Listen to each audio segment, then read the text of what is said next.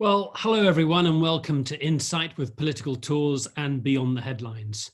In 2016, Donald Trump shocked the world and took the White House. That upset was in no small part due to white working class Democrats turning out to support him, notably in states like Michigan in the Midwest. 4 years later, we want to know if he can do it again, and a brief heads up, it's not looking good. We're joined by two professors, both of them called David. David Dulio is a professor of political science at Oakland University in Michigan. Hello, David. Hello, Nicholas. Thanks for having me. No problem. Very much looking forward to this. It's going to be a really good discussion. We've also got David Swenson, who works the Department of Economics at Iowa State University, and he was also the resident expert on our Iowa caucuses tour earlier this year. For simplicity's sake, David Swenson is going to be called Dave, and David Dulio is David. So I hope that's okay with everyone. The Iowa tour seems like a lifetime ago, Dave. Yeah, many things have changed. It's a completely different environment and completely different expectations. It's incredible, isn't it? Well, everyone, you all know the drill. Please put your questions in the Q&A box below as we go along, and we'll open up the discussion after an initial conversation with our experts. I'd like to start in Michigan, if I may, with Professor David Dulio and the tale of three counties that say a lot about what is happening in the state. But just to start with, David, can you say what happened in 2016? Who switched to Trump and why? Sure. Thanks for the opportunity, Nicholas. This is it's great to talk to everybody. It's great to be with Dave Swenson. So as you said, right, the key to President Trump's 2016 win was the Midwest, and he carried all the important states, all of the ones that were really critical, and some additional ones. And I would put these four states into that category in no particular order: Michigan, Pennsylvania, Wisconsin, and Ohio.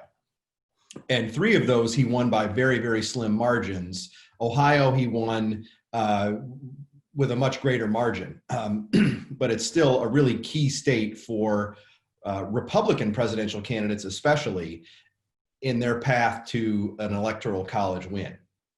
The story in Michigan was repeated in Wisconsin and Pennsylvania, and it starts with a very, very thin margin of victory. And as well, if you're tuning into this, you probably know that 48 of the 50 states in the U.S.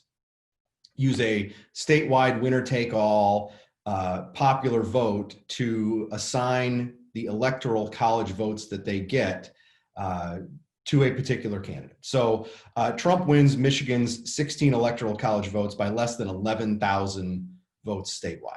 And that was the closest of the three, Michigan, Pennsylvania, and Wisconsin. But the other, they were incredibly close. If it hadn't been for Michigan, you'd look at the Pennsylvania margin and say, oh my gosh, that's a ridiculously close outcome.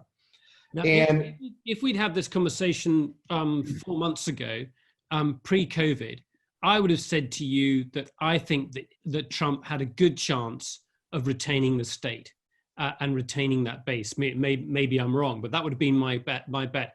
I know you've got a slideshow. I know you've got some slides that are going to show us some of the county breakdowns, yep. And we'll get into some of the detail on this. And the critical thing here is the different socioeconomic groups and how they've done over the last 4 years, and then more recently how they're doing over the past few months. So Dave, do you want to bring those up? David? Sure. And I'll say too that let's find it here.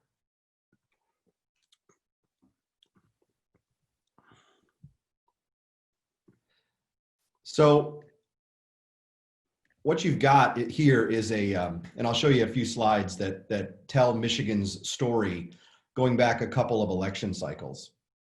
But before we get into that, well, I'll do this now. So here you've got 2008 election results by county. So this is obviously Barack Obama's first run at the presidency, and you'll see If you don't know Michigan, you'll see what looks like a pretty 50-50 state, at least geographically, right? Where there's blue counties that Obama won. The deeper the blue, the greater the margin.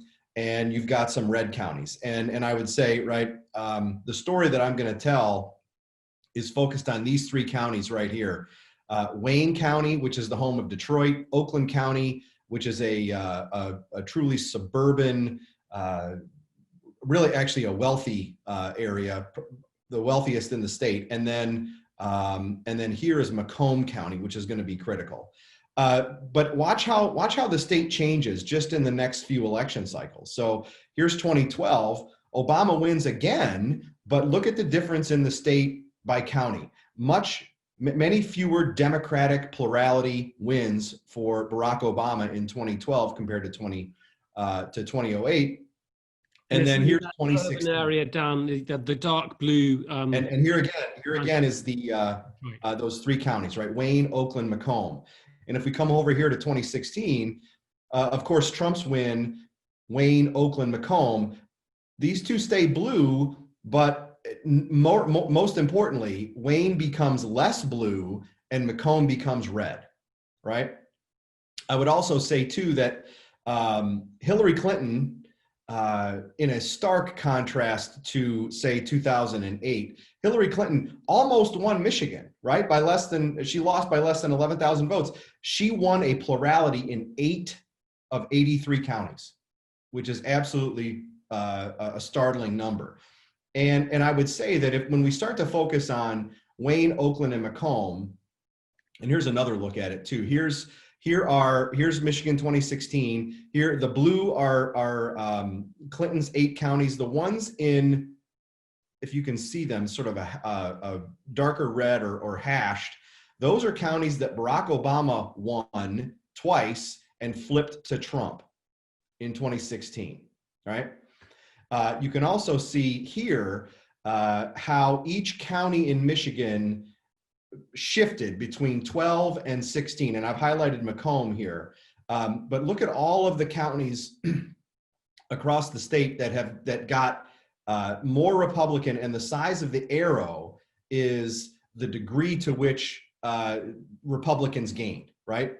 So Oakland got a little bit more Democratic. Macomb got a lot more Republican. I'll come back to that. We can't see it, but Wayne got more Republican, which even the home of Detroit. So a couple big takeaways for this is, and it gets to Macomb County in particular, but Trump came in 2016 and campaigned on a pretty populist message.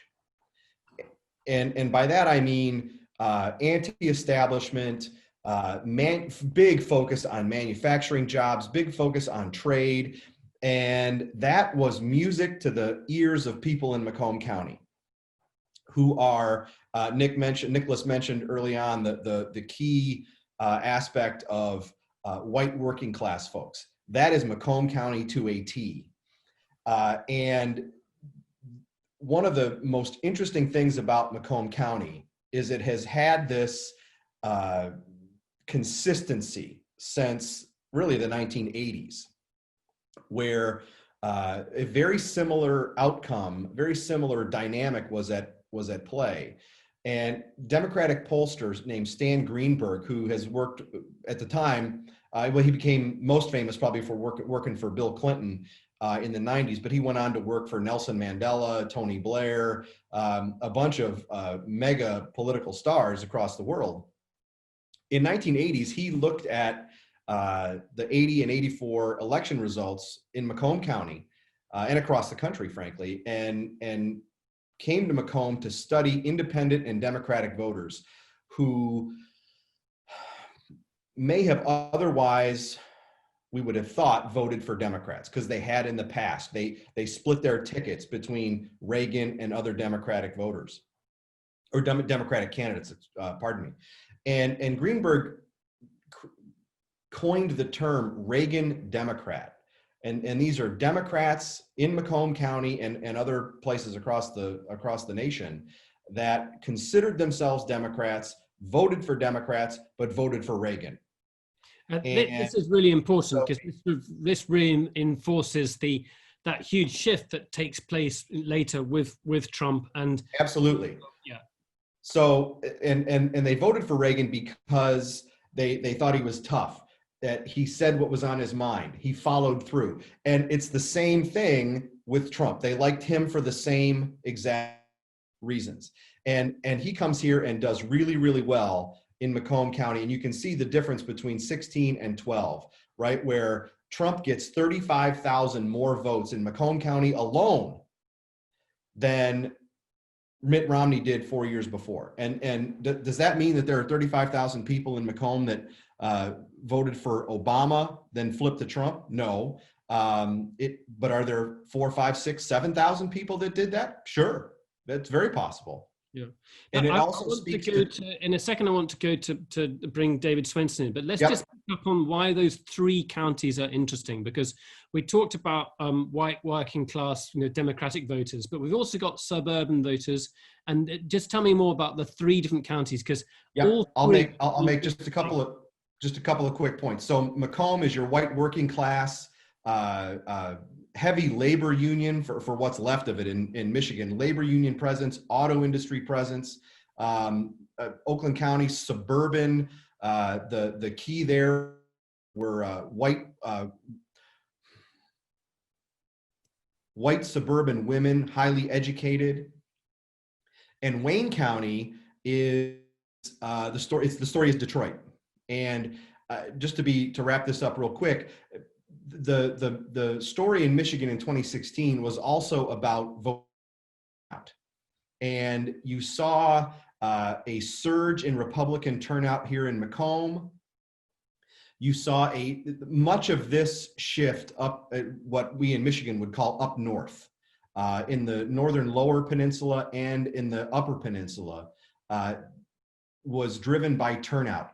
Trump's best counties up north here saw 65, 70, 73% voter turnout, which is a big jump. And then Wayne County, very, very different.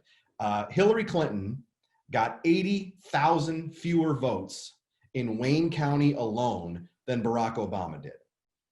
That is a startling number to me, and it really gets at the fact that she was not a very popular candidate. She was not a very engaging candidate, and frankly, African American Democrats didn't show up for her. Yeah, so it's really three counties with three different stories. She didn't get out her base. Okay.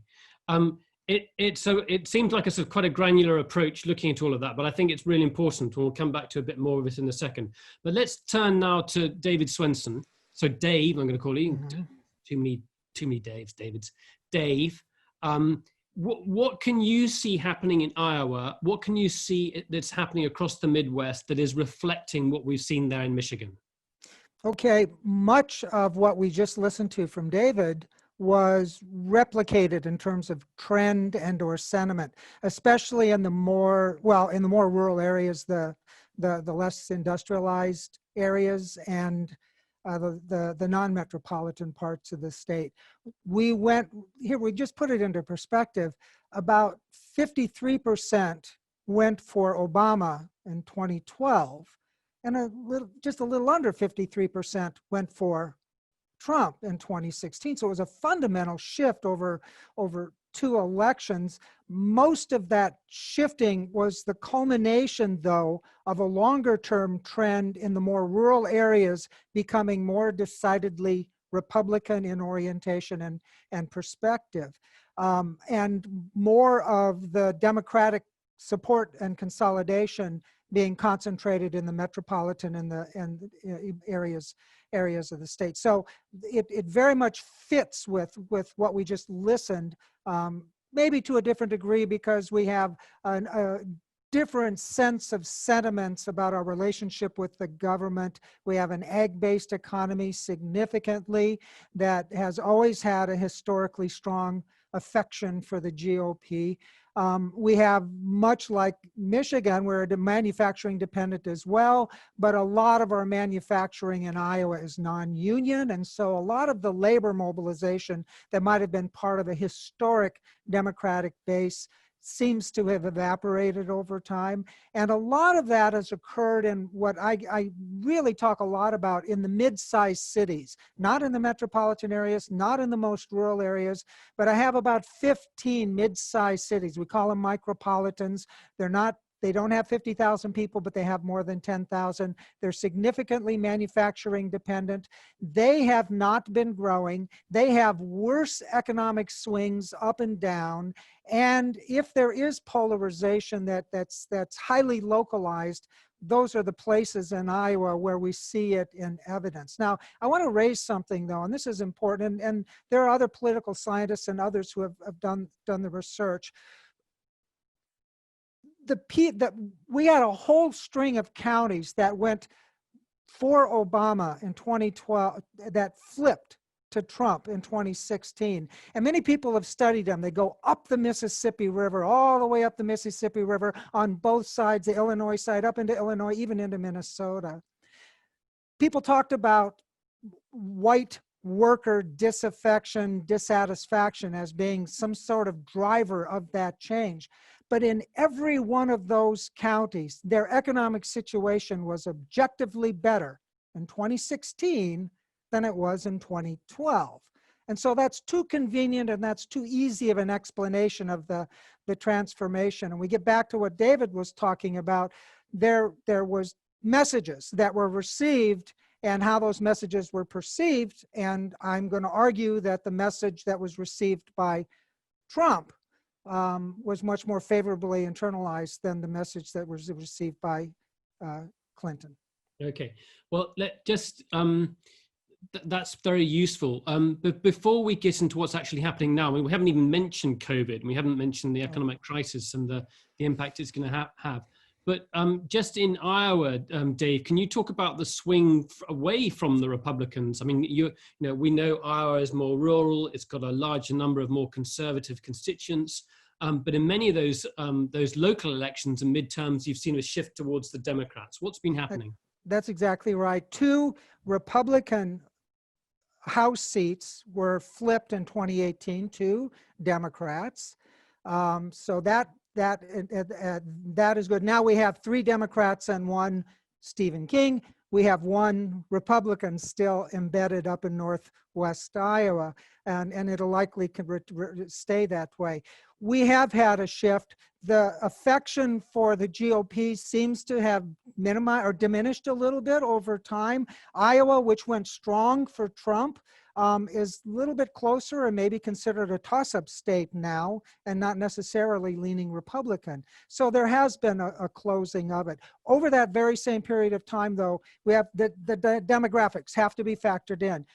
Rapid growth in the state's metropolitan areas, rapid growth, suburbanization, continued depopulation of 70 of 99 counties have gotten smaller this last decade. And so again, urbanization is going to change. Areas are likely to be more liberal and less conservative. They are, not all of them, but in terms of going one way or the other, but the proportion of metropolitan residents who would be statistically inclined to vote Democratic or to support liberal policies is increasing annually, and the proportion of rural residents who remain, who are statistically more likely to be Republican leaning, is growing.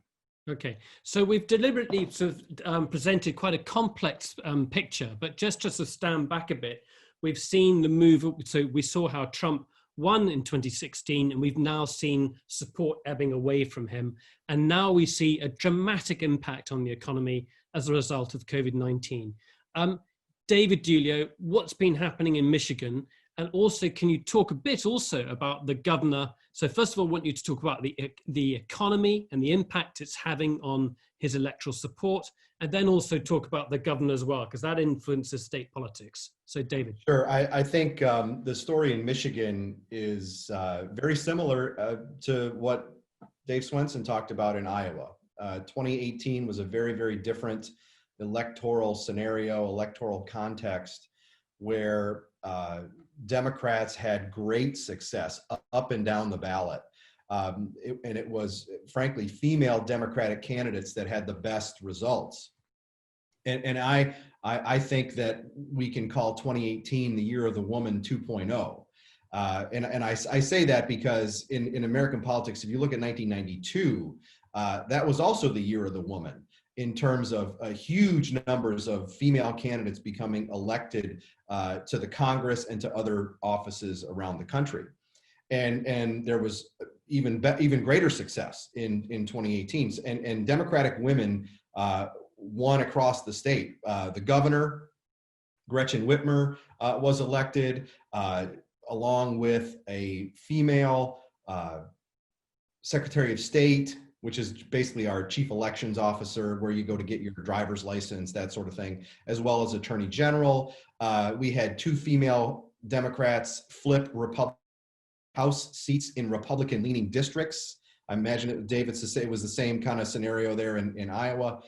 And much of that was, and you get the result of that from, one, the Me Too movement, which had a big role in 2018 politics. Also, important turnout differences between 16 and 18 that favored Democrats. In addition, many suburban women that voted for Trump, can't forget that a lot of those folks did in 2016, flipped to Democrats. There was greater Democratic enthusiasm, there was greater Democratic energy around voting, and excitement about their candidates, much less so on the Republican side, and that fed into those results.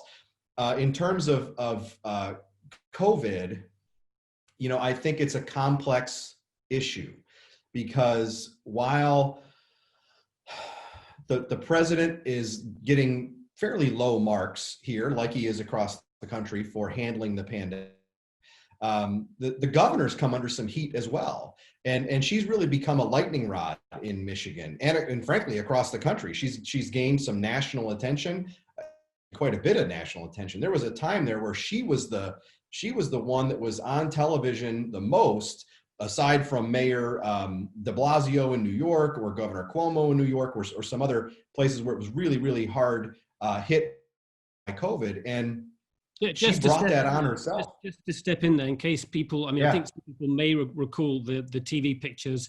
You had pickup trucks, gun-toting pro-Trumpers who were basically trying to surround the state capitol, Lansing, protesting against Gretchen Whitmer's basically shutdown of the economy. They were protesting against her ruining. So we had some of the most restrictive shutdown policies in the country, more so than New York, more so than Florida at the time, right? And people got mad, and I would say that they simply engaged in their constitutional right to go and petition the government to change course. And did some of them bring guns? Yeah, but that's kind of that segment of the population here in Michigan.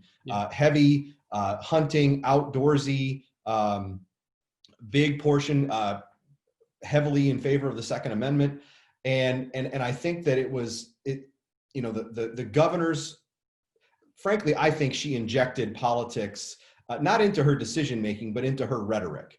Yeah. And that just started to ratchet things up. And she would say something, and then Trump would respond on Twitter, and then she would respond back, right? And that just sort of created this boil over in some respects. Okay.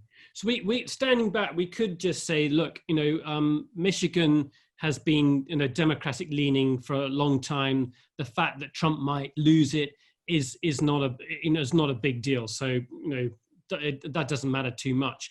But what we're seeing across the Midwest does matter, and what we're seeing happening in the South is astounding.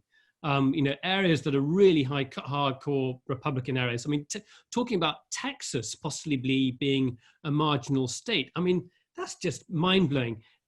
Dave Swenson, you've talked about people's, the fundamental qualities of life, getting food on the table, your security.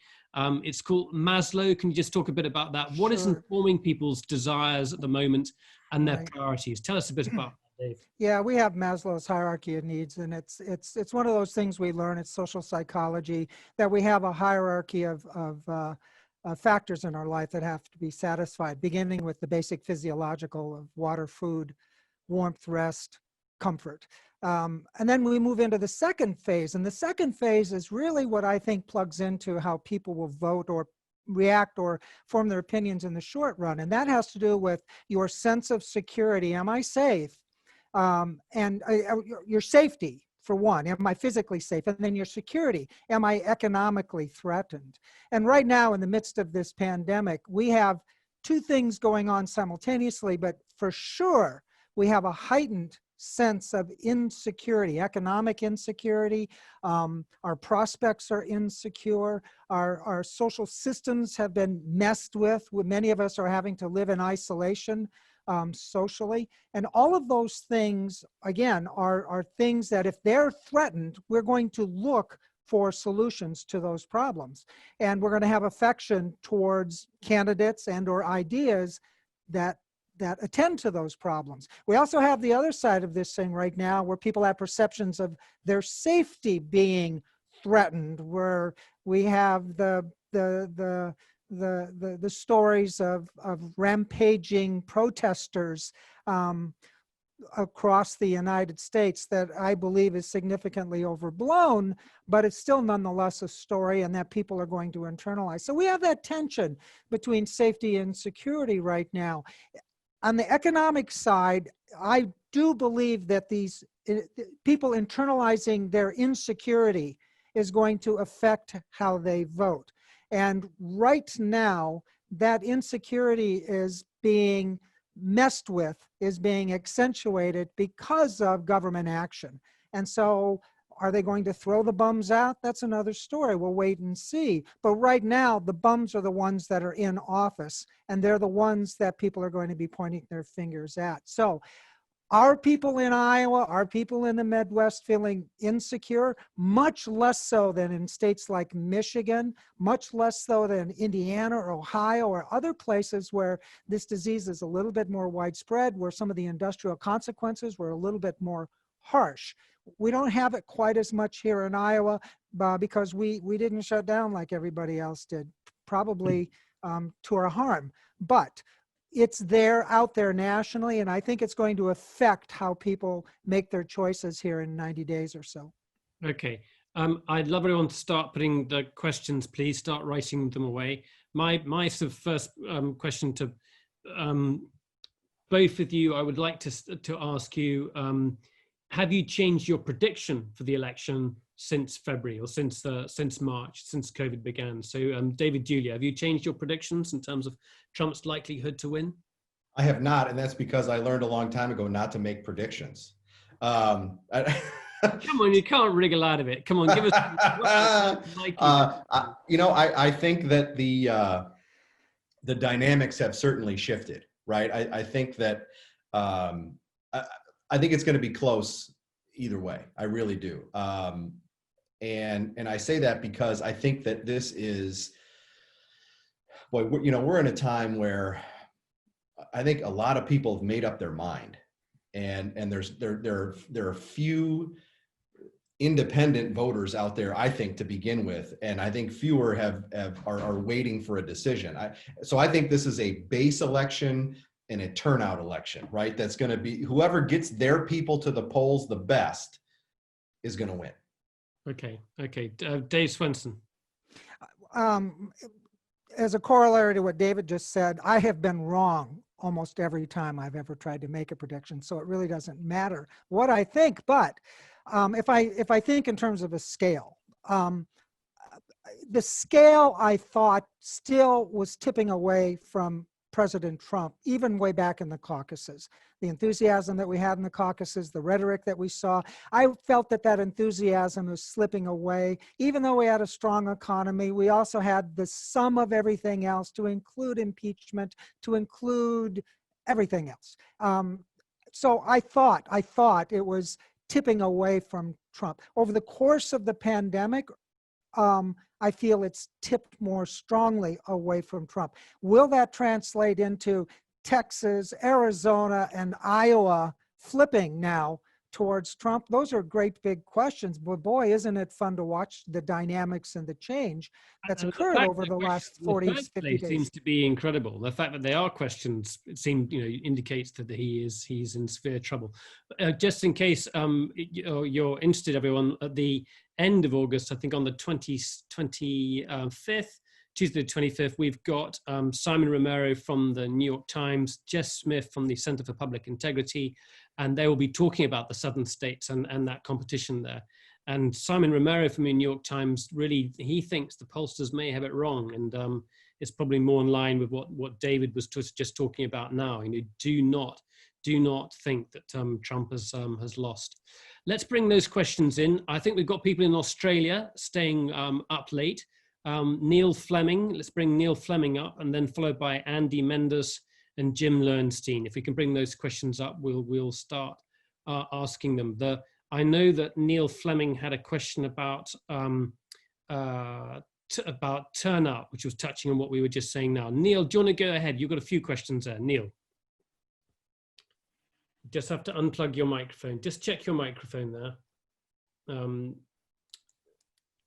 I don't know if you're having problems with your microphone. The moment your microphone is turned off, and so you just need to. Right, is that better? Now you're with us. Now you're with us. Sorry about that.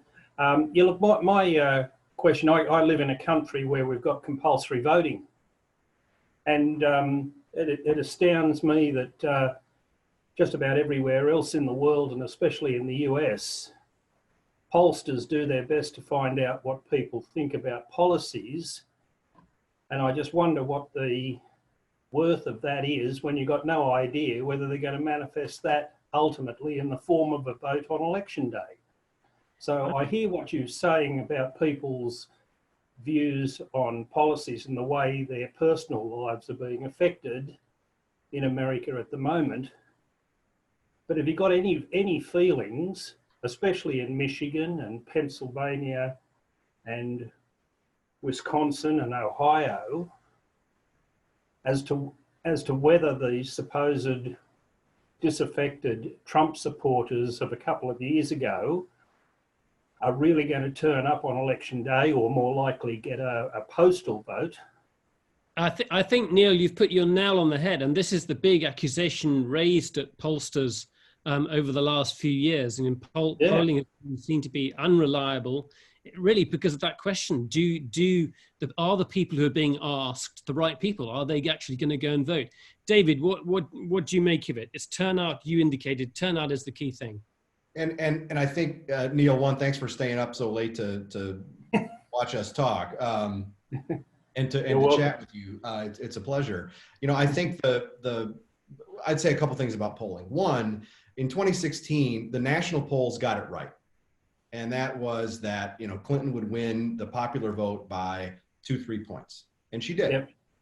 But in states like Michigan, Ohio, Pennsylvania, Wisconsin, even Florida, Nevada, right? They were all off by in some cases, like in Ohio, it was off by 8 points. It was just a terrible prediction. And in Michigan, it was off by about 4. I talked to a pollster on election night at a television studio in Detroit. And I said, hey, Bernie, what do you think? And he said, Clinton's got it easy by 4 points. Well, they were wrong, right? And they were wrong because they didn't predict turnout correctly. A pollster is only as good as his or her sample, and they blew that in Michigan and across the country in other states. They missed the lower turnout in the city of Detroit. They missed the higher turnout in areas up north. And that threw off the sample, that threw off the result, and then we're all left surprised, the next day. So it's and I'd also do, there's some question out there about hidden Trump support. Are people afraid to tell other to tell pollsters that they support the president? I think there's something to that. Is it 10 points? No. Is it 3 or 4 points? I think that's entirely possible. Yeah, Dave Swenson, the pollsters getting better now. I mean, there's been so much talk about this. You'd have thought they've got some better way of doing it. You need to turn your microphone on, Dave. We can't hear you. There we go. Go ahead. Okay, yeah. The pollsters are a heck of a lot more self-aware and self-conscious after 2016, and they claim they're doing a better job. Whether they are or not, it remains to be seen. You know, this is the point that David just made was really interesting. Are there hidden Trump supporters? In 2016, there was the argument made that during the polling, there were a lot of people that would express affection for Hillary Clinton because they didn't want to be, you know, there was a response bias to not be anti-woman. In this case, do we have a response bias that you don't want to be caught being anti-Trump? I mean, so we don't know. We really don't know. All I know is that contrary to 2016, though, we have a significant different landscape seems to be emerging with regard to this national election than we did 4 years ago. And if it's tight, it's tight, but the geography of the tightness might change significantly. Yeah, yeah. I'd add one more thing about that hidden Trump support, and that's the 538. If you folks are watching this late at night, you know 538, right? Early in 2017, they had some really interesting data that compared polls that measured presidential approval, Trump's approval rating, right? And what they found is there were 4 or 5 points difference depending on the method of the survey, where the president got lower ratings if the respondent was talking to a live interviewer on the telephone, rather than if it was a automated poll where they just had to push a button on their phone, where they didn't have to talk to anybody, right? So people this data showed, were more willing to voice their support for the president if they didn't have to say it to another person, which I think is really fascinating. Any president or this president? This president. This president, yeah. Okay. Yeah, I get it. That's fascinating. Andy Mendus, let's bring up Andy. Yeah, slightly different angle, Nick. I think you should have a standard section in all of these about the important issues, which is not COVID, which may kill a few of me, but will go away. But you should be talking about the climate emergency and environmental damage. And I just wondered whether it's a vain hope, probably, whether that will have any traction at all in influencing the election in the States this year. And I know, sadly, where Donald Trump sits on this. No idea where Joe Biden sits, but I'd be interested in your view as to whether, with California burning down again and the hurricane season starting up, whether actually this will have any effect at all, please.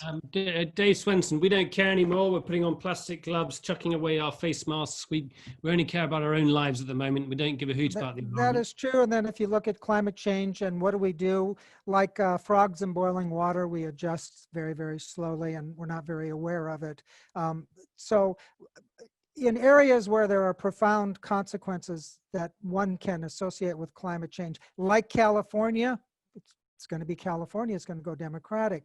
Are other places internalizing climate change as affecting their economies and their cities and all of those?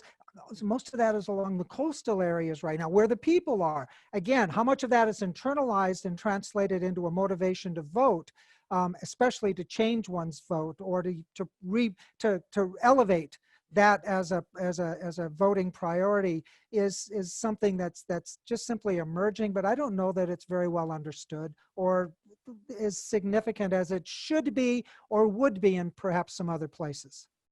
Dave? Andy, I got a direct answer for you on that one. No, it's not.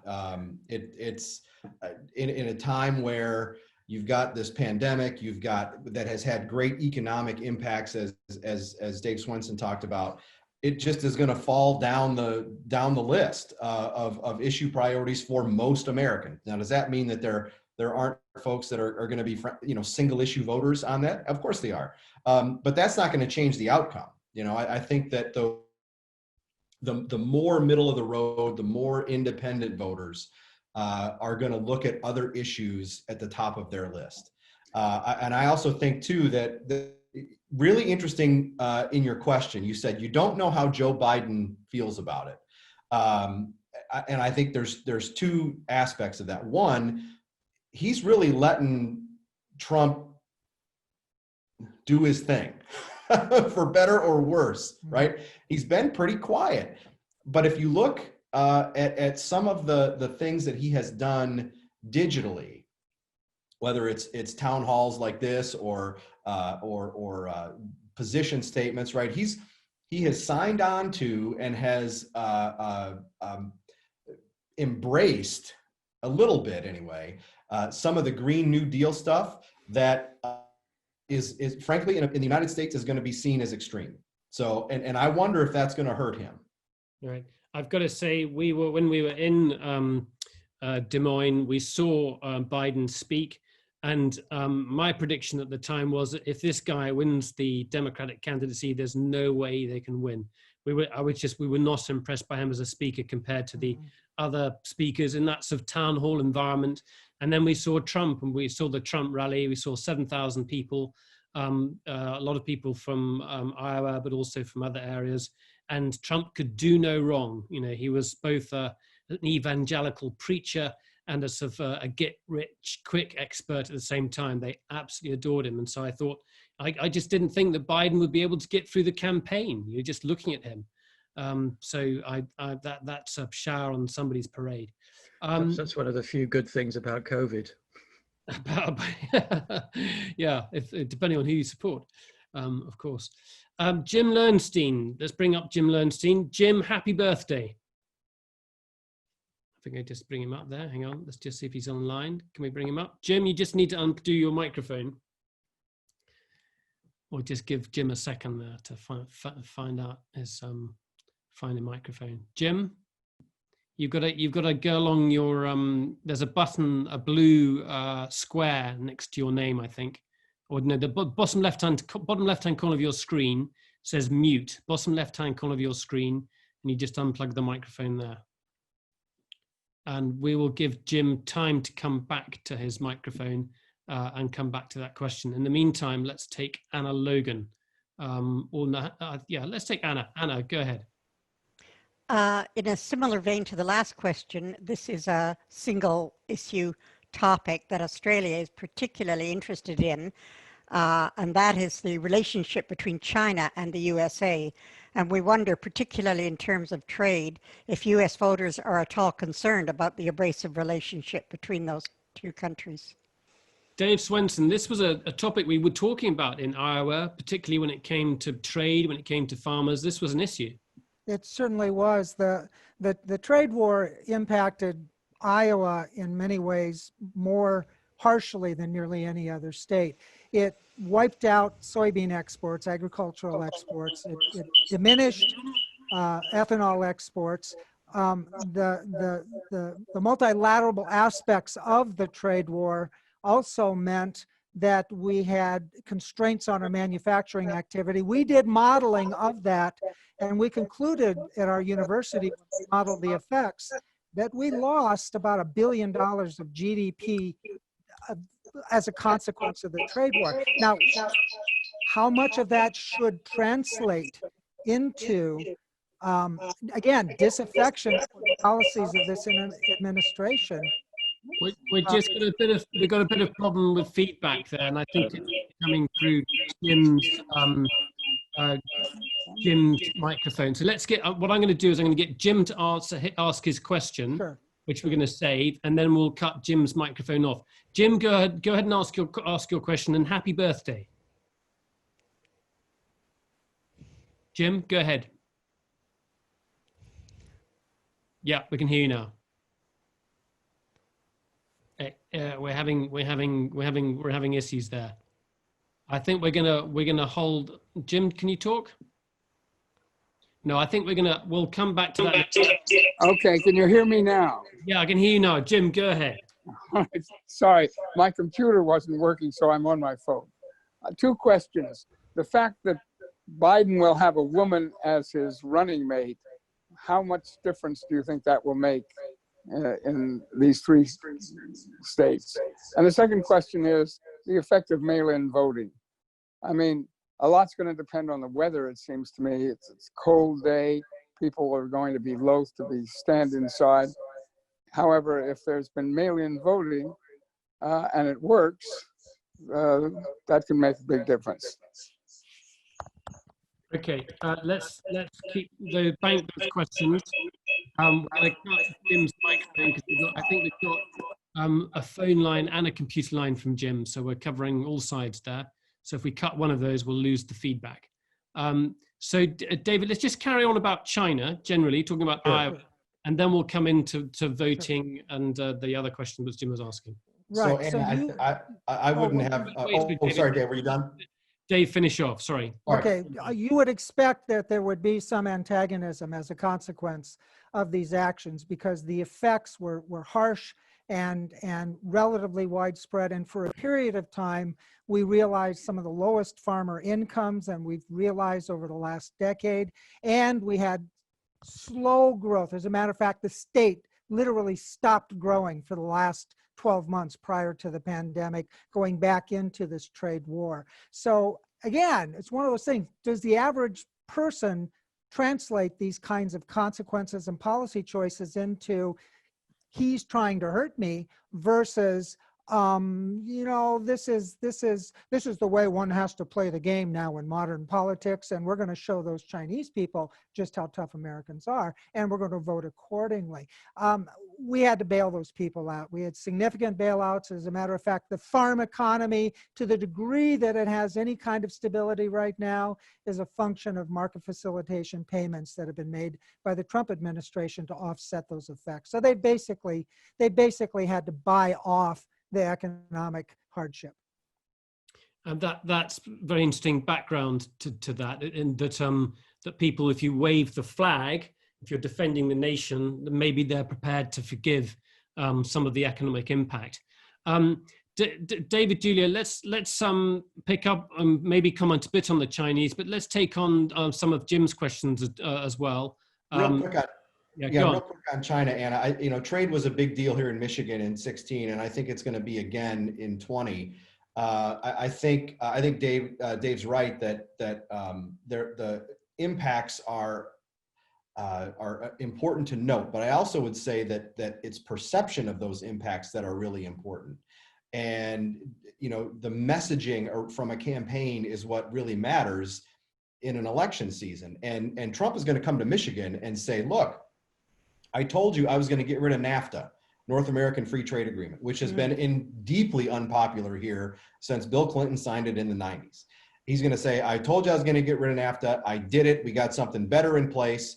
And we're not going to know the effects of that policy for a long time, but he's going to be able to come and claim credit on that. And more particularly on China, I think you're going to see a race to see who can be toughest on China, because they are perceived, rightly or wrongly, as the boogeyman.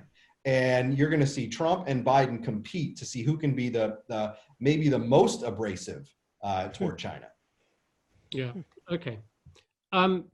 Dave, let's start on the question of voting. People are going to want to stand around. We're talking about turnout. This is one of the critical things here, we've decided. So mail-in voting, how's it going to happen? Are people going to be ready to stand in queues? What's going to be the impact?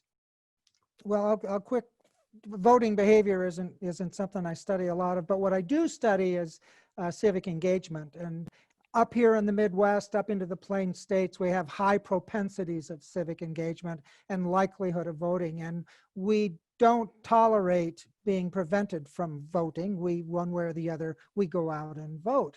Where we see voting being interfered with, either procedurally or structurally, tends to be urban areas, oftentimes in the South, oftentimes in much more congested areas. And that mail-in voting and being able to get people to vote, and it's back to what David says, turnout, that's going to happen. I got to point this out, though. Yesterday, our governor signed a proclamation that now we were the last state in the union that finally allows ex-felons to vote. So that was Iowa's form of voting restriction. We eliminated it yesterday. Expellents? Can you spell it? Felons, people who have been in prison. Felons, I couldn't hear that. Okay, felons. I apologize, yeah. Great. But come back to you, David. I mean, will mail-in voting happen across all states? Do you think what's going on at the moment? And who does it happen and why? It does happen, right? I mean, I would just put it a different way. It's called absentee ballots, right? You've always been able to do that in the United States. Now, Michigan's taken a step, and some other states have too, to make it easier. you used to have an excuse that you weren't going to be around to get an absentee ballot. That's gone. But at the same time, how many people got an absentee ballot and said, yeah, I'm not going to be around, but they were going to be right where they were, right in their house on election day. I know dozens of people that do that just in my neighborhood. So voting by mail is something that's happened. It is increasing without a doubt. And there have been some things that have happened in this last several months in the pandemic that have increased that even more. In our Democratic Secretary of State unilaterally mailed out absentee ballot applications to every person in Michigan, and Republicans got hacked off at that. It was just the application, but we did see a record number of absentee ballots requested for our primary congressional, U.S. Senate, State House, those primaries just 2 days ago. Record number of absentee ballots requested, 2.1 million. 1.6 million were returned. So I'd say two things about that. One, huge increase in absentee ballots that some municipalities are having trouble counting all of them, and it's going to delay some results. But I'd say two, and this is some of the things that the critics of this are going to pick up on. That's 450, almost 500,000 ballots that were sent out and not returned. Right? Those ballots are in the wind. Now, they're not going to be counted now, but I mean, I don't mean to go deep conspiracy theory here, but there's a number of absentee ballots that are out there that aren't going to get returned. You could be industrious and find some of those, and then you've got some fraud, right? And I think I think you're going to see the critics pick up on that number and hammer it home. There's a huge potential for argument, but just to deal with that basic question.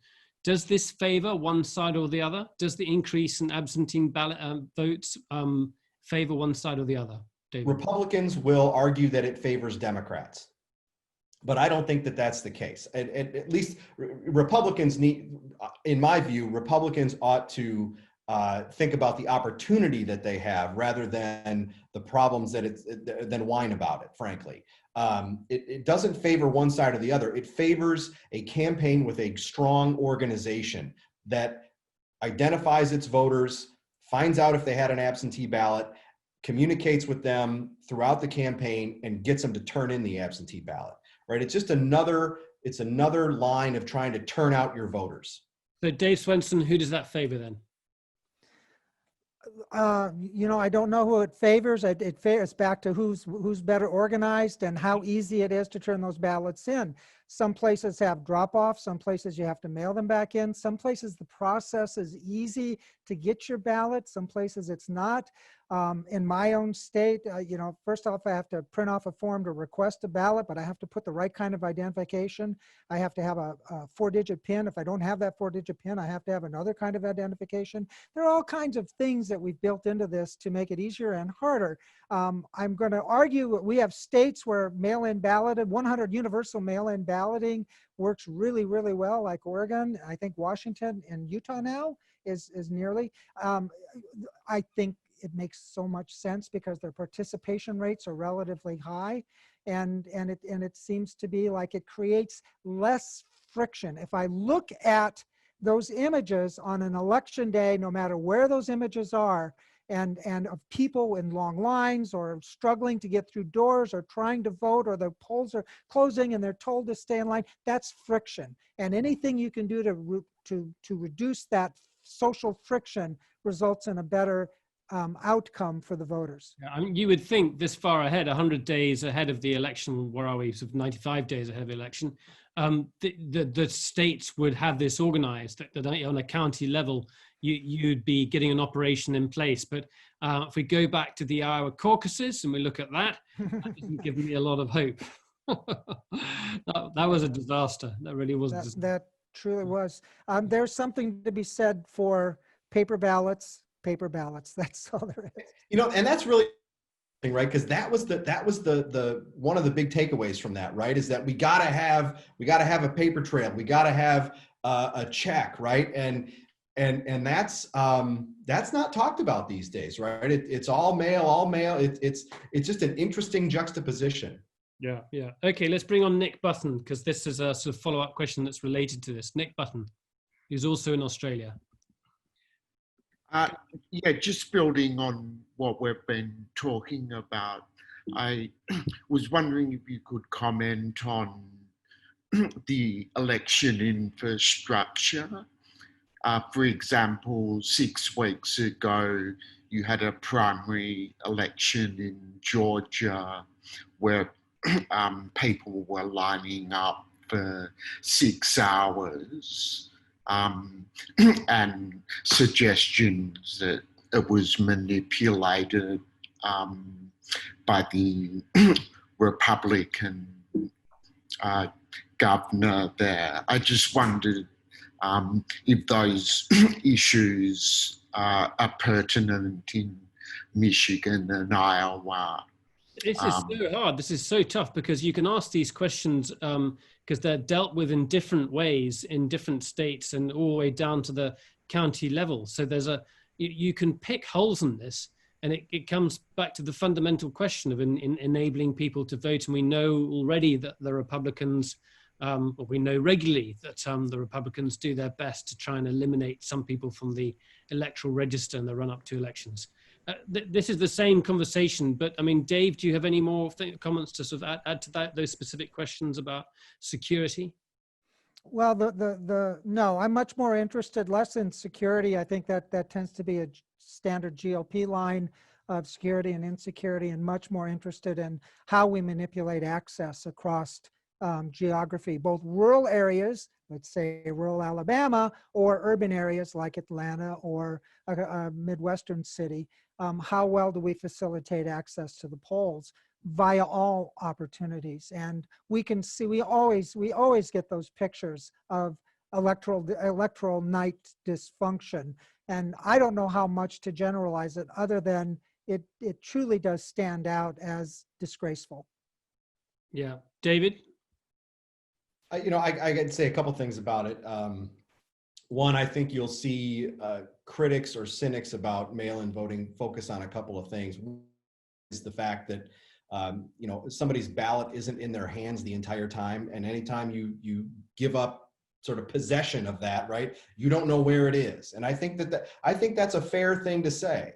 I would also point you to a story out of New Jersey, and it's certainly not widespread, but if it can happen there, it can happen anywhere, where at a high-rise apartment building, somebody walked into their vestibule by the mail slots, and there were dozens of ballots on the floor just waiting to be picked up by anybody. And now there are safeguards to protect those ballots from being cast fraudulently, but if there are dozens of ballots sitting on the floor of an apartment building, that's a problem. But are you saying that's any different? I mean, these issues have been there for a long time. Well, they certainly have. I guess I would say that with the increase in number of absentee ballots that are being requested, there's an increase in the chances of that happening. Even though that they're small, it's a marginal change to that. Okay. Let me add real quick, though, that secretaries of state seem to be taking a degree of pride in the degree to which, in recent years, the degrees to which they can assure people that the voting processes are secure. In Iowa, and again, to the degree that we can buy it, where I'm supposed to be able to cast my ballot by mail and literally track my ballot all the way up to the counting period with an app. And does that make me feel better? I will pretend that it does make me feel better, because that's about as secure as it's going to get, because I'm not leaving the house. That's really interesting, right? I mean, if that would add a layer, right? I mean, but let's not talk Iowa and apps when we talk about voting results, right? I mean, that app came out of Nevada. Do not blame Iowa. Iowa infamously had an app to return its caucus votes, tally them centrally from all the counties, and it didn't work. So that's what that's about. Let's pack in some questions because we're running out of time. So what I'd like to do is get people to ask a question fairly, to the point. So I've got Nigel Harley and Piers Reynolds, and then we'll have Sheila de Beleg and Graham Fry. So let's do Nigel first and then Piers. Nigel. Hello, can you hear me all right? Clearly, go on. Yeah.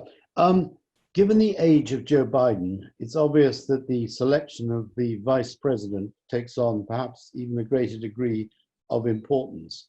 It's looking increasingly likely that both the candidate Joe Biden and his selection as running mate will come from the West Coast. In other words, you've got two presidential candidates from the coasts. How do you think that will play out in the Midwest? Okay, let's hold that thought for just a moment and then bring in Piers Reynolds. Piers, if you could go ahead now. Just undo your, there we go, Piers, go ahead. Yeah. It was just a question about the voting again and asking about the infrastructure for voting. I think you partly answered it at state level, but what about the postal system itself? Okay, so we'll have a quick thought about the postal system and deal with that first, and then we'll talk about having two candidates from the coasts and how that plays out.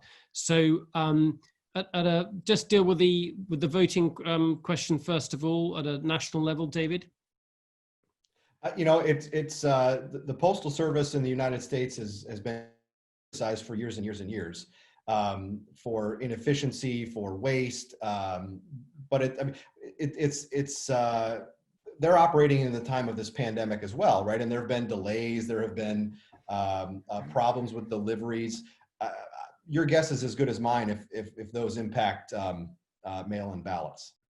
Okay. I'm just going to offer quick. There's no reason to suspect that the Postal Service will be any worse or any better over this time period than it has been in the past, and suspicions to the contrary are right now just simply suspicions.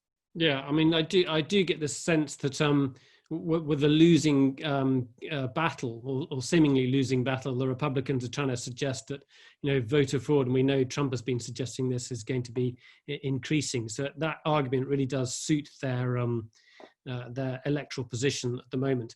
Let's go to the question of having candidates from both from the coast. Does it really matter? Do the flyover states care, David? Yes, they do, and I think maybe more this time than ever. I mean, I don't want to make those blanket statements very much, but I think this might be the most consequential vice presidential pick in modern history, for a couple of reasons. One, the age of Joe Biden was mentioned, and he has said a couple things about that. One, that he's going to serve one term, and two, that and this fits with that. He wants somebody who's going to be able to step into that job right away. And so I think that voters are going to look at this a lot more carefully than they have other vice presidential choices in the past. And I think he's you know, he was supposed to have this choice made by the end of July, and then it was the first week of August, and it's getting pushed back. And I think that that's because they're really thinking about this. They have a slew of potential candidates there, and I think they're really trying to figure out strategically which is the best choice. Because let's say somebody from California was mentioned. I assume that that's Kamala Harris, right? Well, her choice of Kamala Harris brings with it some positives, but also some negatives, just like a choice of, say, Gretchen Whitmer would bring with it some positives and negatives. And I think they're trying to do for lack of a better term, cost-benefit analysis of who the best choice is. So, Dave, putting the coasts to one side, can you give us your thoughts on vice presidential candidates? I mean, this really is crucial, isn't it, as David's just been alluding to? Yeah, it is crucial. And I think that people think of it in two different ways, or many different ways. But if you're a Democrat right now, you're thinking it in two different ways. How close does this vice presidential candidate come to what my preference was when I was when everything was up in the air? And so will I get a vice presidential choice that maybe reflects that? Or two, and we're back to this exactly, we need competence. We need competence, and we need confidence in their ability to both be vice president as well as to step in if need be. And so that means we're going to want some familiarity with their abilities. And how we interpret that, I don't know how to interpret a Duckworth's abilities versus a Kamala Harris's abilities, or Susan Rice's abilities. Those are three dimensions that I don't know how the average voter is going to translate. Some people are not going to be familiar with them. So Kamala Harris from California, more liberal. Susan Rice, very experienced from within the Obama administration. So there's somebody who could walk into the Oval Office and be seen as being very competent. Give me a few other thoughts, David. Yeah, I think you nailed it there, Nicholas. I would say though that with both Harris and Susan Rice, that there's enough out there on them that Republicans are doing a great deal of opposition research. Heck, they've already done all the opposition research and are going to be ready to hammer whoever is the choice. And I also think too that the Biden campaign they've got to think about. And if they're not, I think that it's campaign malpractice, right? That, hey, if we pick Kamala Harris, maybe that helps us with the, let's put it this way. Maybe it helps us with the African-American community, but does it drive away some of those gettable middle of the road voters? And the same thing could be said about another candidate that is progressive, right? I mean, that comes from that wing, like Elizabeth Warren, right? Does the choice of Elizabeth Warren drive away some of those more moderate voters? At the same time, if he doesn't pick an African-American woman, what does that do in the African-American community when African-American discussions about African-American lives and station is never been greater, right? If he doesn't pick an African-American woman, what does that do to enthusiasm among African-American voters? Yeah, Dave, do you want to follow up on that? Well, the enthusiasm among African-American voters is something that cannot be minimized. And so no matter what, he's going to have African-American women and men in prominent positions in his administration. But I'm going to go back to that. Maybe I want to flip it around. What they're doing is trying to figure out which choice will polarize the fewest. And that very well may be what it all boils down to. And if you do it that way, you could probably tick off Elizabeth Warren first and maybe a couple of others, but that very well may be what's going on right now. We mentioned Duckworth. I don't know. Can you tell me more? I don't know anything about Duckworth. Yeah, she'd be a hard one to go after. She's a military vet, multiple amputations from her time in the service. That would be a really tough person to attack. She served in Iraq, was blown up, I think a car, helicopter crash. Oh, that's right, helicopter. And has, I think, Cambodian or Vietnamese, I think they were in Vietnam when she was a child. So a very, very interesting background and a tough cookie as well, responding to some criticism of her. She's got a very, very quick comeback. So yeah, my memory has been prompted. Let's bring in the last few questions if we can. We've got Sheila de Belague. Sheila, go ahead. Sheila.